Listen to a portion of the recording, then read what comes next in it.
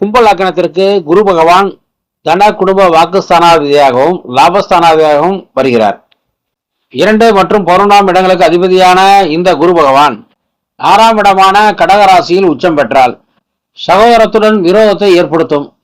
குறிப்பாக மூத்த சகோதரத்துடன் பிரச்சனையை உருவாக்கும். பேச்சுவார்த்தை இல்லாமல் செய்யும்.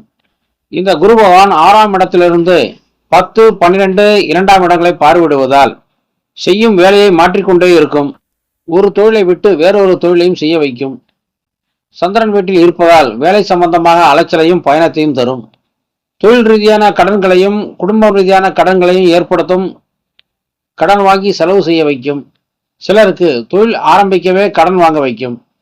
கடன் வாங்கிதான் முதலீடே செய்வார்கள். உணவுப் பொருட்களையும் சில சமயங்களில் இறைச்சியையும் கூட கடன் வாங்க வைக்கும். கடனை திருப்பி செலுத்த முடியாமல் கெட்ட பெயரும் ஏற்படுத்தி தரும். சிலர் ஜோதிடத்தையும் மாந்திரிகத்தையும் அறிந்திருப்பார்கள். அதனை வைத்து தொழில் செய்வோரும் உண்டு. வெளிமாநில வெளிநாட்டு யோகத்தையும் தரும். சிறிது புத்திர தோஷத்தையும் தரும். தாயிடமும் தாய் வழி உறவுகளிடமும் பிரச்சனையை ஏற்படுத்தும். பணப்பற்றாக்குறை கஷ்டம் என்று வரும்போது மூத்த சகோதரரிடம் உதவியை கேட்டும் பெறுவார்கள். இவர்களது செல்வத்தை மற்றவர்கள் அனுபவிப்பதும் உண்டு. இந்த குரு தொழிலில் நேர்மை குறைவையும் தருவார்.